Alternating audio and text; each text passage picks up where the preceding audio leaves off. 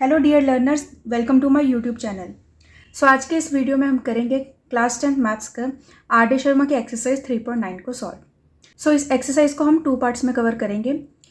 आज के इस लेक्चर में हम करेंगे क्वेश्चन नंबर 1 से लेकर 5 तक कंप्लीट, और नेक्स्ट वीडियो में हम करेंगे रेस्ट ऑफ द क्वेश्चंस इस एक्सरसाइज के। स्टार्ट करते हैं अपने एक्सरसाइज को।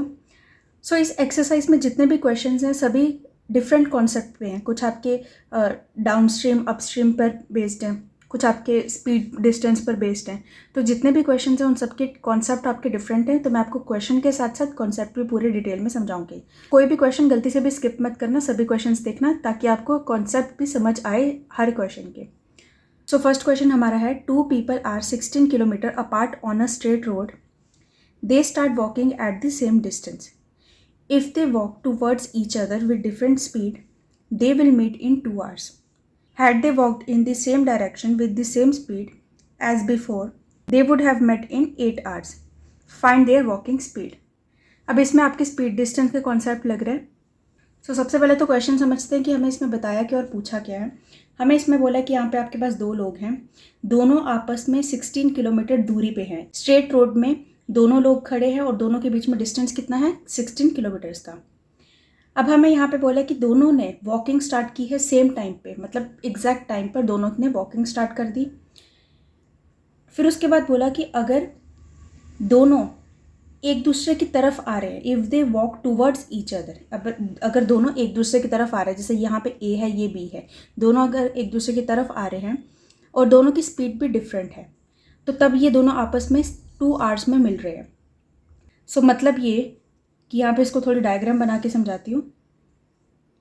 लेट सपोज आपके पास एक पर्सन है ए यहाँ पर और सेकेंड पर्सन है बी यहाँ पर। हमें यहाँ पे बोला कि दोनों के बीच में दूरी कितनी है, 16 किलोमीटर की। दोनों आपस में 16 किलोमीटर दूर हैं। ओके, फिर हमें बोला कि दोनों ने सेम स्पीड, दोनों ने सेम टाइम पे अपनी वॉकिंग स्टार्ट की है और दोनों अगर एक दूसरे की तरफ आ रहे हैं, मतलब ए जो है इस तरफ जा रहा है, बी जो है इस तरफ आ रहा है, तो दोनों के दोनों एक दूसरे को कहाँ कितने टाइम में मिल रहे हैं, 2 आवर्स में मिल रहे हैं।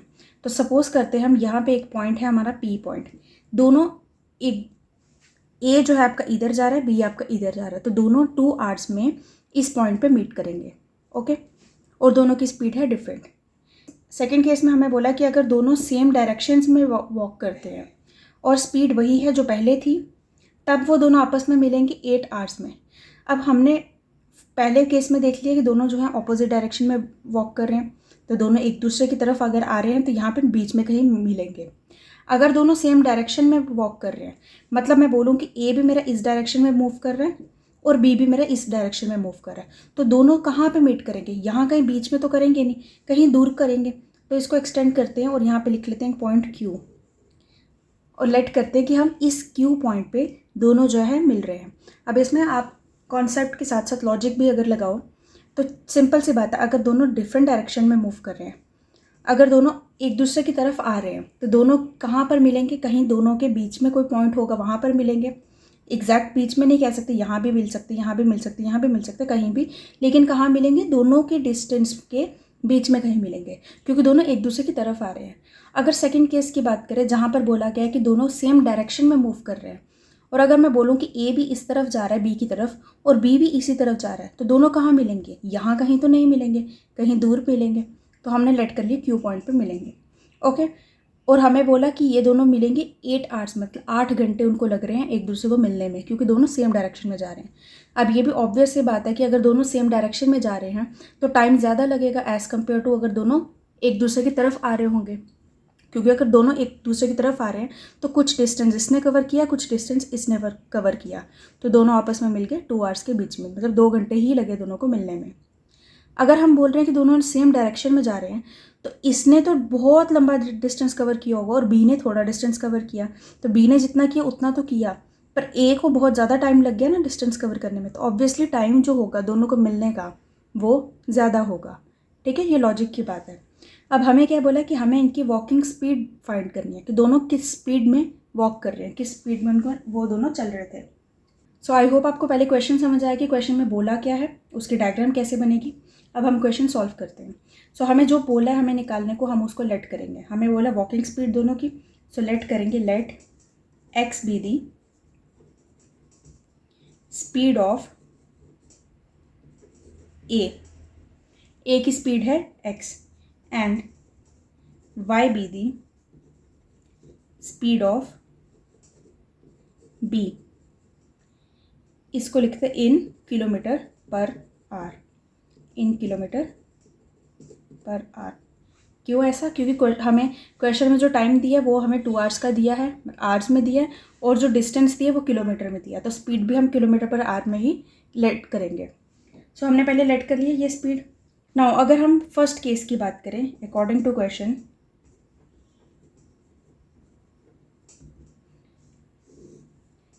केस 1। सो फर्स्ट केस में सबसे पहले तो हम लिखेंगे कि दोनों आपस में मिल किस पॉइंट पे रहे हैं, पी पॉइंट पे। क्वेश्चन में भी, एग्जाम में भी जब क्वेश्चन आएगा तो आपको एक डायग्राम बनानी है और डायग्राम के रेफरेंस में यहाँ पे लिखना है कि हम किस पॉइंट को क्या लेट कर रहे हैं।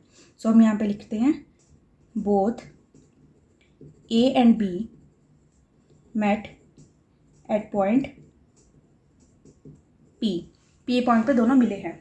सो अगर दोनों पी पॉइंट पे मिले हैं तो ए ने कितना डिस्टेंस कवर किया? ए पी, डायग्राम से पता चल रहा है। सो हम लिखेंगे distance covered by A is equal to A P, और ये ए पी की वैल्यू कितनी है उसके लिए हम यूज़ करेंगे अपना स्पीड डिस्टेंस का formula.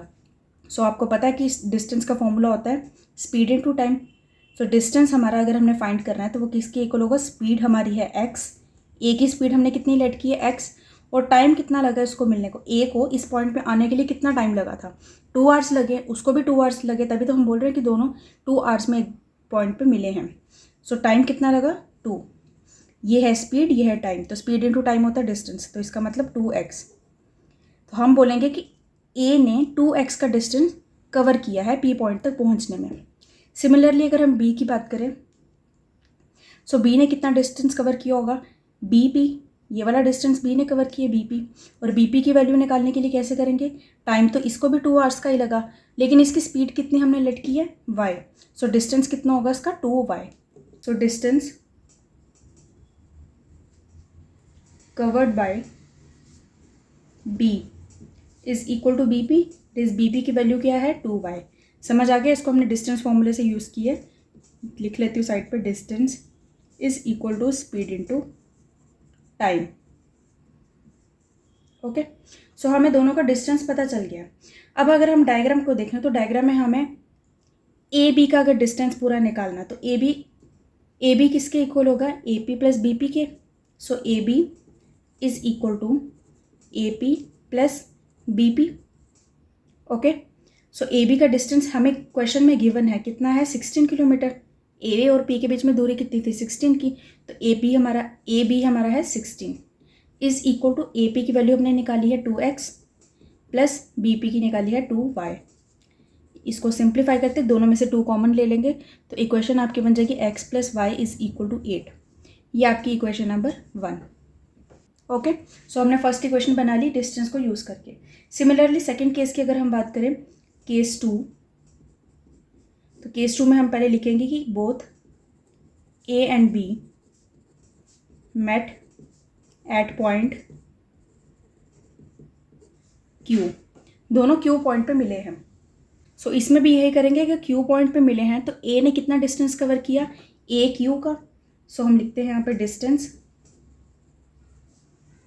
Covered by A is equal to A Q, और इस ए क्यू की वैल्यू कितनी है? स्पीड इसकी वही है जो प्रीवियस केस में थी। सो स्पीड है हमारी है x इंटू टाइम कितना लगा? 8 आवर्स का टाइम लगा, क्वेश्चन में गिवन है 8। सो इसका मतलब ए क्यू डिस्टेंस कितना है? 8x के इक्वल है। सिमिलरली अगर हम b की बात करें, distance covered by b is equal to B Q, और ये बी क्यू की वैल्यू कितनी है? y into 8, that is 8y। Okay, now diagram के अकॉर्डिंग हमारा ए क्यू डिस्टेंस किसके इक्वल होगा? A P plus B Q के। A B plus B Q, ठीक है। ए क्यू की वैल्यू हमने ले ली है 8x is equal to A B की वैल्यू क्वेश्चन में गिवन है 16 प्लस बी क्यू है 8y। सो इसको भी सिंप्लीफाई अगर करते हैं, ये 8 क्यू लेफ्ट हैंड साइड पे चला जाएगा सो और दोनों में से हम 8 को कॉमन ले लेंगे, तो इक्वेशन आपकी बन जाएगी x minus Y is equal to 2, equation number 2।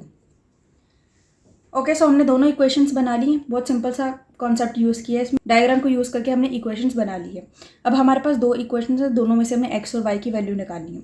सो हम यहाँ पे करेंगे एलिमिनेट। हमारे पास ये जो y है दोनों की साइन है ऑपोजिट और वैल्यू है सेम, सो डायरेक्टली हम करेंगे adding first and second. Now adding first and second, first और सेकेंड को ऐड करोगे, so x plus y plus x minus Y is equal to 8 plus 2, y और y कैंसिल हो जाएगा, 2x is equal to 10, x is equal to 5। So हमारी x की value आ गई 5। सो अब y की वैल्यू निकालने के लिए सब्सटीट्यूट कर दो x की वैल्यू को किसी भी इक्वेशन में। Now substitute x is equal to 5 in first, so 5 plus Y is equal to 8, y is equal to 3। Okay, इससे हमें क्या पता चल रहा है, इससे हमें पता चल रहा है speed of a is equal to 5 kilometre per hour, speed of b is equal to 3 kilometre per hour. ये हमने फाइंड करना था। सो आई होप आपको फर्स्ट क्वेश्चन समझ आया होगा किस तरह से इसको सॉल्व करना था। नाउ सेकेंड क्वेश्चन देखेंगे।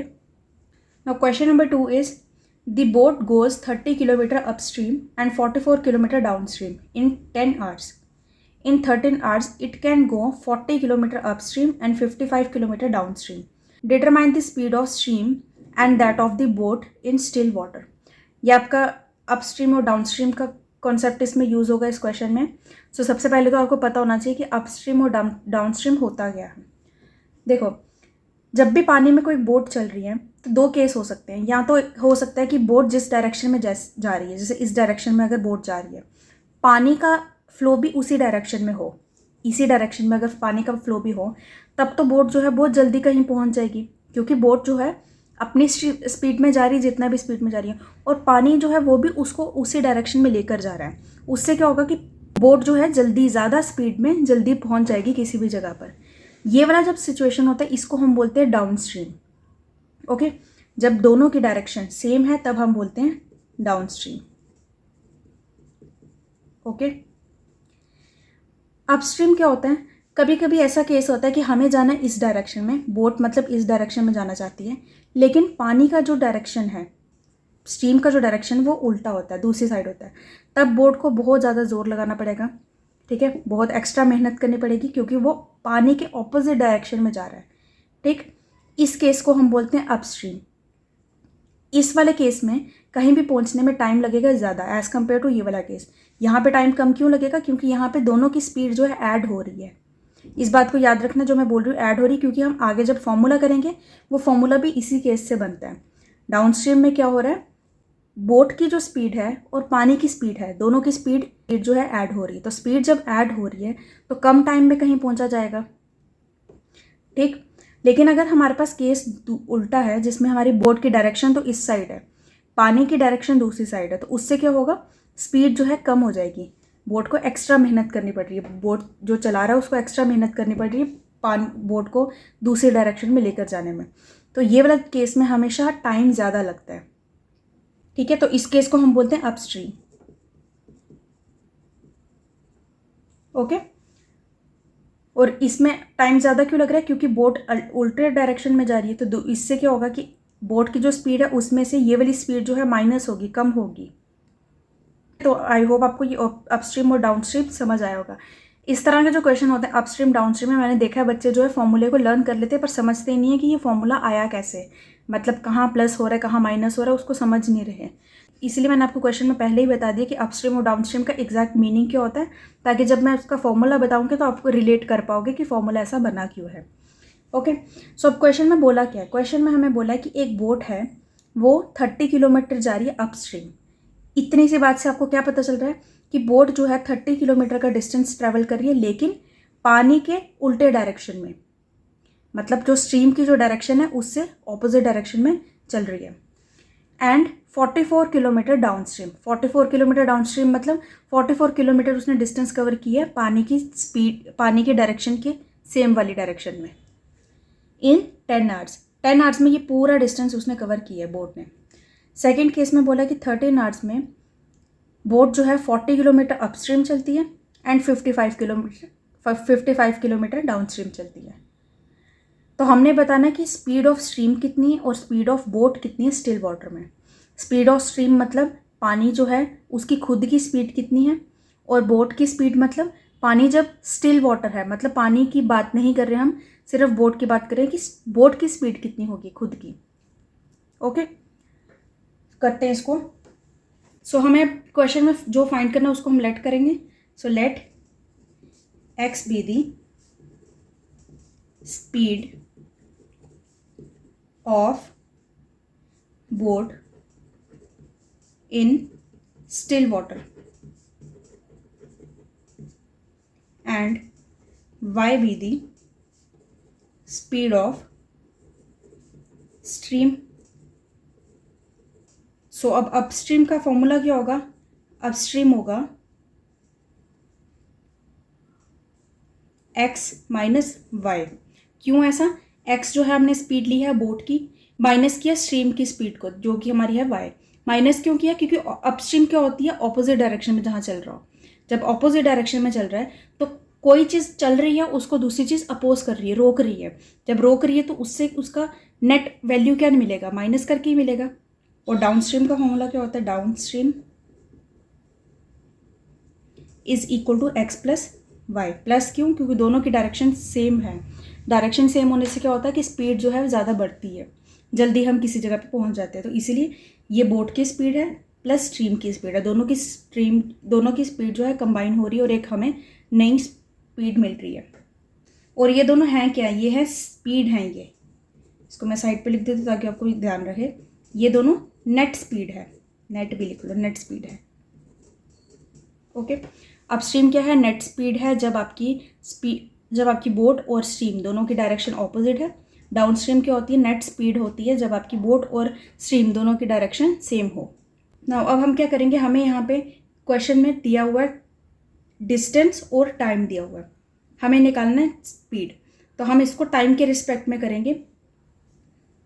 नाउ केस 1 की अगर बात करें, case 1 time taken to cover upstream. Upstream वाला जो डिस्टेंस है उसको कवर करने में कितना टाइम लगा? तो टाइम का फॉर्मूला क्या होता है? Distance upon speed. तो अपस्ट्रीम का डिस्टेंस फर्स्ट केस में कितना कवर किया? 30 किलोमीटर। तो 30 किलोमीटर का डिस्टेंस डिवाइडेड बाय स्पीड कितनी थी अपस्ट्रीम की? X minus y.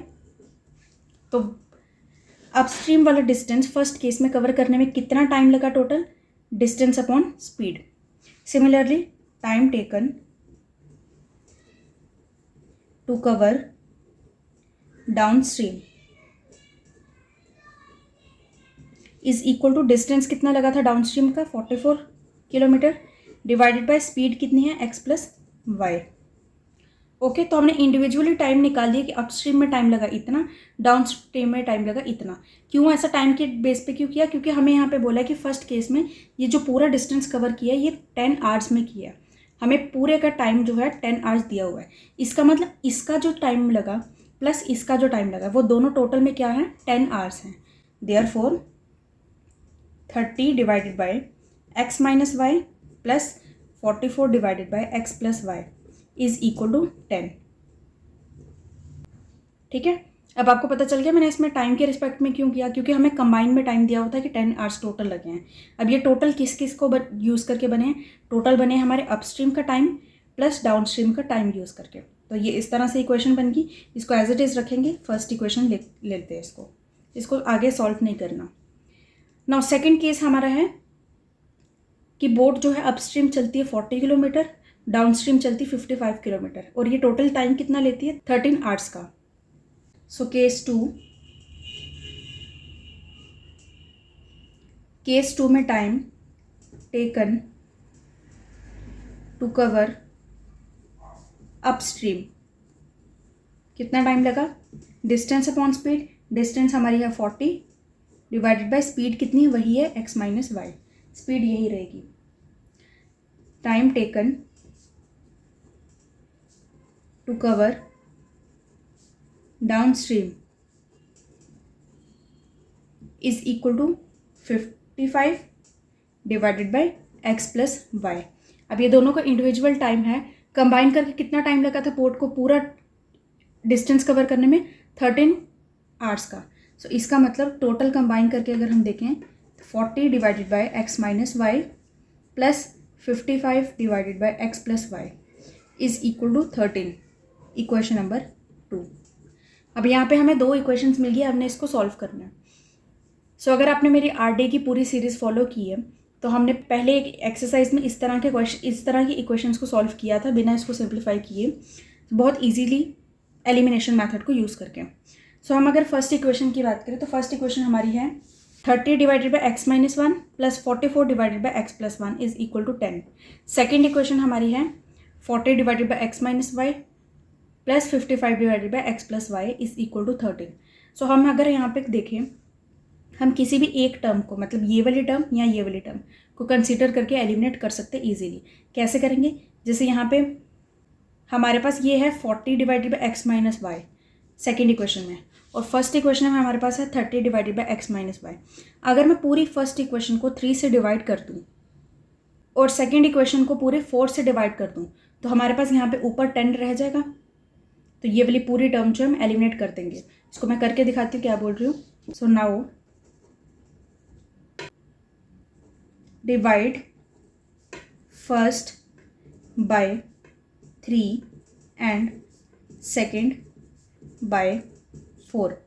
सो हमारे पास इक्वेशन आ जाएगी 30 divided by x minus y into 3, divide किया 3 से, plus 44 divided by x plus y into 3 is equal to 10 divided by 3। इस तरह से डिवाइड किया। सो ये आपका आ जाएगा, ये 3 और ये 30 कैंसिल हो जाएगा, 10 divided by x minus Y plus 44 divided by 3x plus Y is equal to 10 by 3। इसको दो equation number 3। Okay, fourth equation, second equation की अगर बात करें तो 4 से डिवाइड करना है। So 40 divided by x minus y into 4 plus 55 divided by x plus y into 4 is equal to 13 divided by 4। इसको फर्दर सॉल्व करेंगे। सो ये 4 और ये 40 कैंसिल हो जाएगा, 10 divided by x minus Y plus 55 divided by 4x plus y is equal to 13 divided by 4, equation number 4। अब हमारे पास थर्ड और फोर्थ इक्वेशन में दोनों में हमारे पास ये टर्म सेम है, ये वाली 10 divided by x minus y इधर भी है, 10 divided by x minus y इधर भी है। तो हम इसको डायरेक्टली एलिमिनेट कर देंगे। दोनों इक्वेशंस को हम करेंगे सब्ट्रैक्ट, क्योंकि दोनों के साइन है सेम यहाँ पे। Now subtracting third and fourth. So ये आ जाएगा आपका 10 divided by x minus Y plus 44 divided by 3 into X plus Y minus 10 divided by x minus Y plus 55 divided by 4x plus Y is equal to 10 by 3 minus 13 by 4। इसको bracket open करके solve करते हैं। So ये आपका आएगा 10 divided by x minus Y plus 44 divided by x plus Y minus 10 divided by x minus y minus 55 divided by 4x plus Y.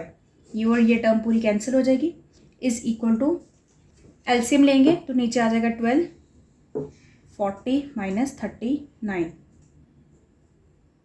So 44 divided by 3x plus Y minus 55 divided by 4x plus Y is equal to 1 by 12। यहाँ पे मैंने इसको bracket क्यों नहीं open की, क्योंकि मैं यहाँ से दोनों में से x प्लस वाई को कॉमन लेकर राइट हैंड साइड पे लेकर जाऊँगी।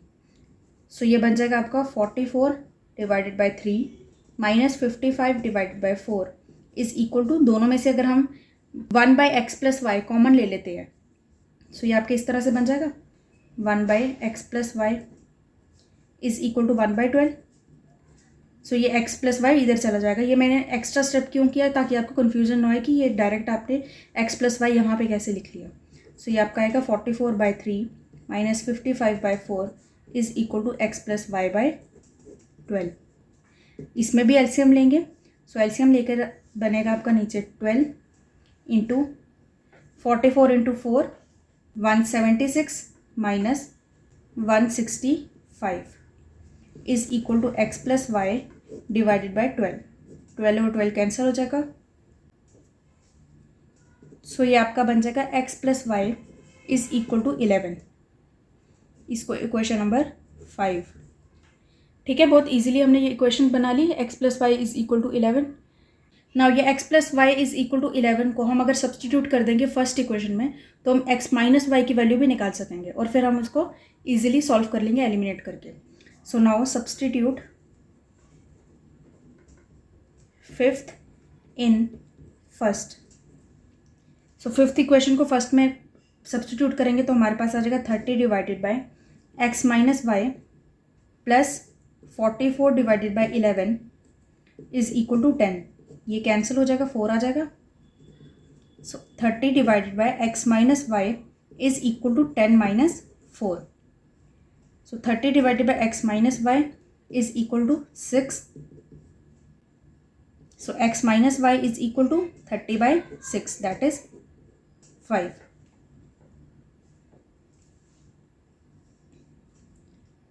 सो x-y is equal to 5 equation number 6। Now हमारे पास फिफ्थ और सिक्स्थ इक्वेशन बन गई है सिंपल x+y x-y के टर्म्स में। सो इसको हम एलिमिनेट कर देंगे डायरेक्ट दोनों इक्वेशंस को ऐड करके। So adding fifth and sixth. So equation आपकी आ जाएगी x+y plus x-y is equal to 11 plus 5। y और y कैंसिल हो जाएगा। 2x is equal to 16, x is equal to 8।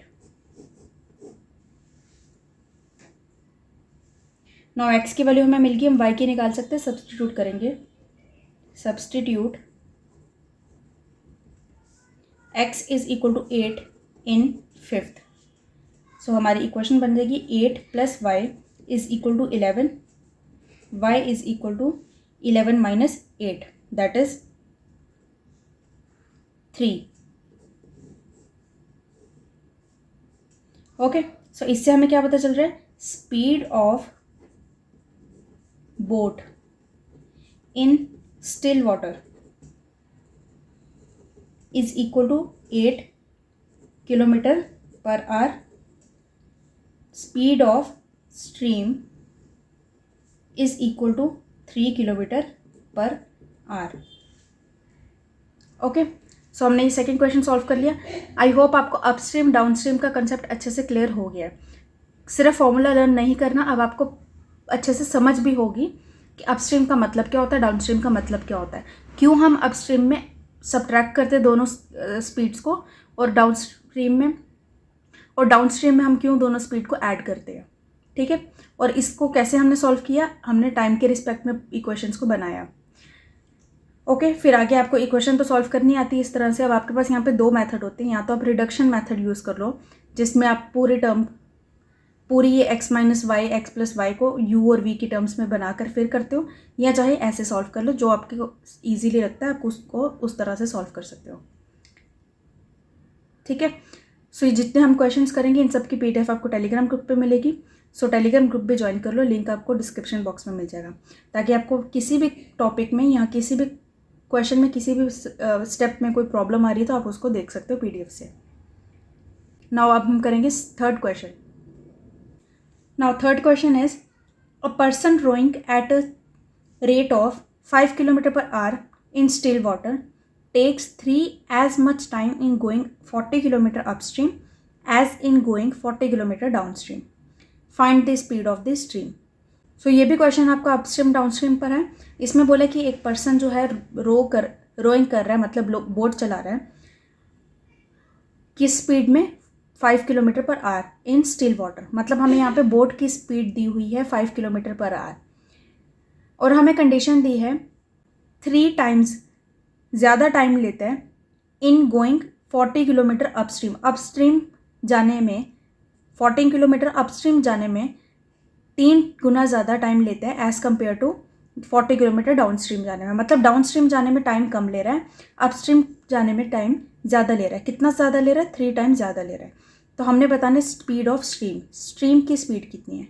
सो अभी हमें यहाँ पे बोट की स्पीड दी हुई है स्टिल वाटर में, हमने यहाँ पे निकालनी स्ट्रीम की स्पीड। तो हम लेट कर लेते हैं स्ट्रीम की स्पीड को, let x be the speed of the stream. मैं इन क्वेश्चंस में ज़्यादा टाइम क्यों ले रही हूँ, क्यों आपको ज़्यादा टाइम लेके समझा रही हूँ, ताकि आपको कॉन्सेप्ट अच्छे से समझ आ जाए। एक बार आपको जब स्टार्टिंग के क्वेश्चंस में कॉन्सेप्ट समझ आ जाएगा तो आगे के क्वेश्चंस में इतना टाइम नहीं लगेगा। उसमें सिर्फ मैं उसको सॉल्व करूँगी और थोड़ा सा आपको बताऊँगी कि हमने इसको किस अप्रोच से सॉल्व किया है। ठीक है, सो हमने यहाँ पे लेट कर लिया कि एक्स जो है स्पीड है स्ट्रीम की, और हमें यहाँ पे गिवन क्या है, given that speed of person rowing in still water is equal to 5 kilometre per hour. ये हमें गिवन है, स्ट्रीम की स्पीड हमने लेट कर ली है। अब हमें यहाँ पे अपस्ट्रीम और डाउनस्ट्रीम का कंसेप्ट दिया है, तो सबसे पहले हम अपस्ट्रीम और डाउन स्ट्रीम की स्पीड निकालेंगे। अपस्ट्रीम, ये चीज़ तो याद रख लेना, जब भी इस तरह से क्वेश्चन आए ना अपस्ट्रीम डाउन स्ट्रीम के, तो लेट करो और अपस्ट्रीम और डाउन स्ट्रीम की स्पीड को लिख लो साइड पे, फिर जो कंडीशन दी है उसको अप्लाई करो। क्योंकि अपस्ट्रीम डाउन स्ट्रीम क्या है, स्पीड दी हुई है, नेट स्पीड है। याद रखना अपस्ट्रीम और डाउन स्ट्रीम क्या है, नेट स्पीड है उस बोट की। तो अपस्ट्रीम होता है हमारा, माइनस करते हैं हम अपस्ट्रीम में, तो किसको किससे माइनस करते हैं, हम माइनस करते हैं जो हमें बोट की स्पीड होती है, मतलब जिस स्पीड से हम चल रहे हैं, माइनस करते हैं जिस स्पीड से स्ट्रीम चल रही है। तो बोट किस स्पीड में चल रही है, 5 की स्पीड में चल रही है, माइनस करेंगे स्ट्रीम की स्पीड को। स्ट्रीम की स्पीड कितनी है, एक्स है, तो एक्स माइनस कर लेंगे। ये जो है ये क्या है, kilometre per our.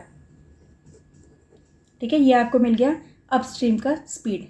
Similarly downstream का speed, downstream is equal to, हम दोनों को प्लस करते हैं इसमें, किसको किसको करेंगे, बोट की स्पीड को मतलब 5 प्लस स्ट्रीम की स्पीड को, ये आपका आ गया किलोमीटर पर आवर। ये आपके आगे डाउन स्ट्रीम। तो हमें अप स्ट्रीम और डाउन स्ट्रीम पता चल गई, मतलब हमने स्पीड निकाल ली है। हम निकालेंगे अब टाइम कितना लगा, क्योंकि हमें कंडीशन जो दी है टाइम के रिस्पेक्ट में दी है, तो इसलिए हम लिखेंगे now time taken to cover 40 kilometre upstream. कितना टाइम लगेगा, डिस्टेंस डिवाइडेड बाय स्पीड, ये आ गया। Similarly time taken to cover 40 kilometre downstream is equal to 40 divided by 5 plus x. ये टाइम आ गया, हमें दोनों की टाइम पता चल गई। अब कंडीशन क्या लगाएंगे, now according to question, condition हमें क्या दी है कि अपस्ट्रीम में टाइम 3 टाइम ज़्यादा लगता है as compare to downstream. मतलब डाउन स्ट्रीम में जितना लग रहा है उसका 3 टाइम ज़्यादा इसमें लग रहा है। सो ये डाउन स्ट्रीम में आपको लग रहा है इतना time, 40 divided by 5 plus X. So ये आपका डाउन स्ट्रीम में टाइम कम लग रहा है, अपस्ट्रीम में ज़्यादा लग रहा है। मतलब अपस्ट्रीम में जितना लग रहा है उसका 3 टाइम ज़्यादा है डाउन स्ट्रीम में। सो इसका 3 टाइम्स ज़्यादा है, is equal to 40 divided by x, 5 minus x. ठीक है, ये समझ आ गया आपको। ये जो है ये टाइम ज़्यादा लगेगा क्योंकि ये अपस्ट्रीम का टाइम है। ज़्यादा वाला टाइम किसके इक्वल होगा, कम वाले का 3 टाइम्स करेंगे। तो ये हमने बना ली कंडीशन, इसको सॉल्व करते हैं। सो ब्रैकेट ओपन करेंगे, 3 into 40 is equal to 120 divided by 5 plus x is equal to 40 divided by 5 minus x. यहाँ पे ये कैंसिल हो जाएगा, तो ये आपका आ जाएगा 3 divided by 5 plus x is equal to 1 divided by 5 minus X. Cross multiply कर लेते हैं। सो ये आपका आ जाएगा 15 minus 3x is equal to 5 plus X. So 5 इधर चला जाएगा लेफ्ट हैंड साइड पे, 3x यहाँ पर आ जाएगा। So 15 minus 5 is equal to 10 is equal to, ये 3x यहाँ पे जाएगा, 3x plus x is equal to 4x, x is equal to 10 by 4, that is x is equal to 2.5 kilometre per hour. मतलब ये कि speed of stream is equal to 2.5 kilometre per hour. ठीक है, ये हमने सॉल्व करना था, solve कर लिया। सो आई होप आपको अब अपस्ट्रीम और डाउनस्ट्रीम के कंसेप्ट में कहीं भी कोई कन्फ्यूजन नहीं रही होगी। हमने 2 क्वेश्चन इस पर कर लिए। नाउ करेंगे हम 4th क्वेश्चन।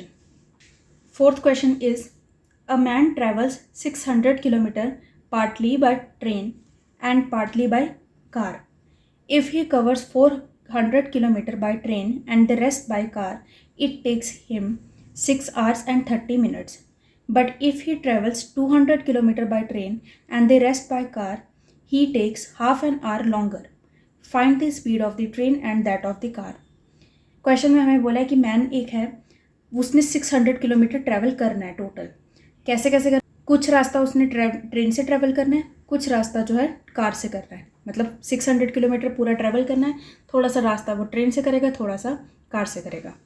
अब कंडीशन क्या बोली है कि अगर वो 400 किलोमीटर ट्रेन से करता है और बाकी बचा हुआ कार से करता है, तब उसको टाइम लग 6 hours and 30 minutes।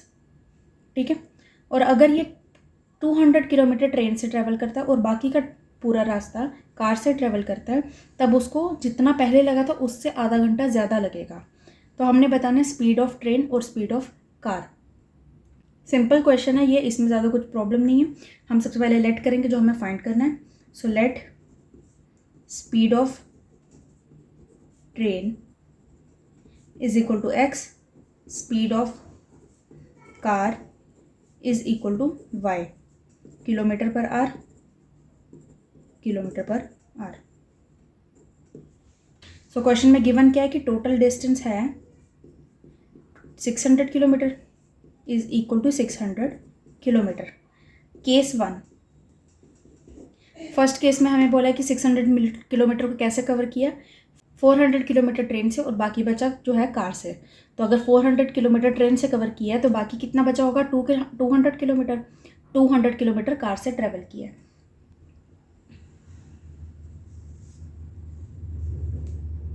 सो क्योंकि यहाँ पे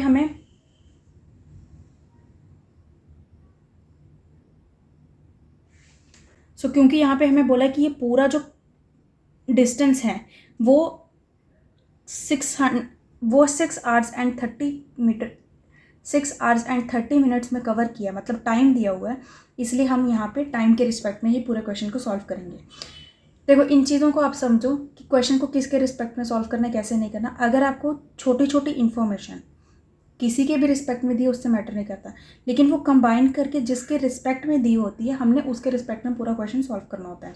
जैसे यहाँ पे हमें डिस्टेंस दिया, ट्रेन का अलग दिया, कार का अलग दिया और टोटल अलग से दिया हुआ है, लेकिन हमें कंबाइन करके पूरा क्या बताया कि ये जो पूरा डिस्टेंस कवर किया है ये इतने टाइम में कवर किया है। तो मतलब हमें टाइम गिवन है, तो ये जो पूरा टाइम होगा वो किसके इक्वल होगा, जितना टाइम ट्रेन में लिया प्लस जितना टाइम कार में लिया है। इसलिए हम टाइम के रिस्पेक्ट में सॉल्व करेंगे क्वेश्चन को। तो हम यहाँ पे लिख लेते हैं time taken to cover 400 kilometre by train is equal to, train की बात की थी, 400 किलोमीटर कवर किया है, तो कितना टाइम लगा होगा, जितना डिस्टेंस है 400 किलोमीटर डिवाइडेड बाय जितनी स्पीड है। तो ट्रेन की स्पीड कितनी है, x। तो ये हमें टाइम मिल गया, 400 किलोमीटर ट्रेन से कवर करने में कितना टाइम लगा, 400 divide by x। Similarly time taken to cover rest कितना है, 200 kilometre, 200 kilometre by train by car is equal to 200 divided by speed of car कितनी है, y। और ये जो छोटा छोटा टाइम है ये किसके इक्वल है, 6 hours and 30 minutes के इक्वल है। सो ये आ जाएगा आपका 400 divided by x plus 200 divided by y is equal to total time क्या है 6 आवर्स एंड 30 मिनट्स। अब आपको 30 मिनट्स को भी आवर्स में कन्वर्ट करना है, क्योंकि हम जितना कुछ भी कर रहे हैं ये आवर्स के रिस्पेक्ट में कर रहे हैं। स्पीड हमने ली है किलोमीटर पर आवर में स्टैंडर्ड फॉर्म में। तो जब हमने स्पीड को किलोमीटर पर आवर में लिया है, डिस्टेंस हमें किलोमीटर में दिया है, तो टाइम को भी हम आवर में लेंगे। सो 6 आवर तो 6 आवर ऐसे ही रहेगा 6। 30 मिनट्स को हम कैसे आवर में कन्वर्ट कर सकते हैं? 30 मिनट्स क्या होता है? हाफ आवर होता है, हाफ एन आवर होता है ना 30 मिनट्स। तो हाफ एन आवर क्या होता है? 1.1/2 मतलब 0.5।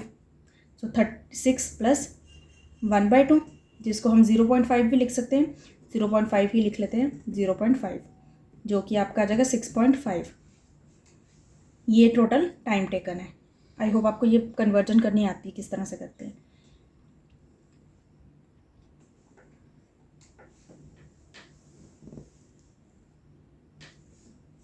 सो इसको देते हैं इक्वेशन नंबर 1। ये फर्स्ट इक्वेशन आपके आगे 400 by x plus 200 by y is equal to 6.5।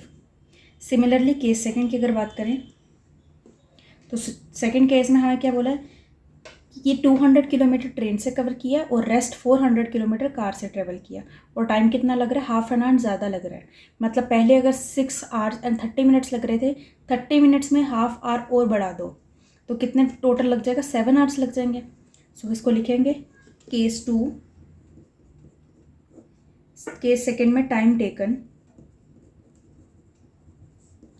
To cover 200 kilometre by train is equal to 200 divided by x, time taken to cover 400 kilometre by car is equal to 400 divided by y, और ये total time किसके equal है? 7 hours के। Therefore 200 divided by x plus 400 divided by y is equal to 7। ये equation number 2। अब हमें दोनों equations को सॉल्व करना है। डायरेक्ट हम इसमें एलिमिनेशन मेथड यूज़ कर सकते हैं, किसी भी एक टर्म को हम एलिमिनेट करेंगे। सो हम करेंगे फर्स्ट टर्म को, इस एक्स वाली टर्म को एलिमिनेट करेंगे। उसके लिए सेकेंड इक्वेशन को पूरा 2 से मल्टीप्लाई करना पड़ेगा, क्योंकि फर्स्ट इक्वेशन में यहाँ पे 200 की जगह है 400। सो अब हम करेंगे मल्टीप्लाइंग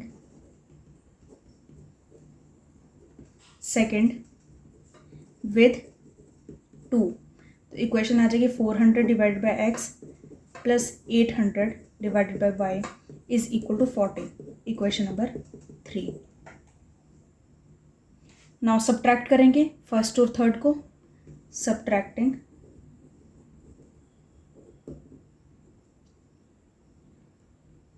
फर्स्ट बाय थर्ड से फर्स्ट को सब्ट्रैक्ट करना है। तो थर्ड इक्वेशन है 400 by x plus 800 by y minus किसको सब्ट्रैक्ट करना है? 400 divided by x plus 200 divided by y is equal to 14 minus 6.5।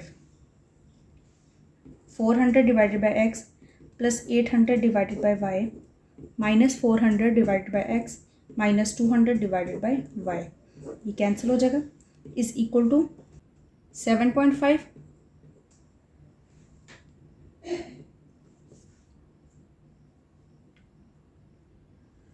तो इसमें भी माइनस करेंगे, डिनोमिनेटर सेम है तो simple 800 minus 200 is equal to 600 divided by y is equal to 7.5। So y is equal to 600 divided by 7.5। y is equal to, ये 7.5 की जगह हम लिखेंगे 600 डिवाइडेड बाई 75 इंटू 10 को कैंसिल करेंगे। सो इसको पहले 3 से कैंसिल करते हैं, 3 2 6, 3 5 15, और ये 200 आ गया, और 25 का ये क्या आ गया? 40। सो y की वैल्यू आ गई 80। ओके, y की वैल्यू आ गई। अब x की वैल्यू निकालेंगे, सब्सटीट्यूट कर देंगे किसी भी इक्वेशन में। सो फर्स्ट में कर लेते हैं substitute y is equal to 80 in first. So 400 divided by x plus 200 divided by 80 is equal to 6.5। ये और ये कैंसिल हो जाएगा।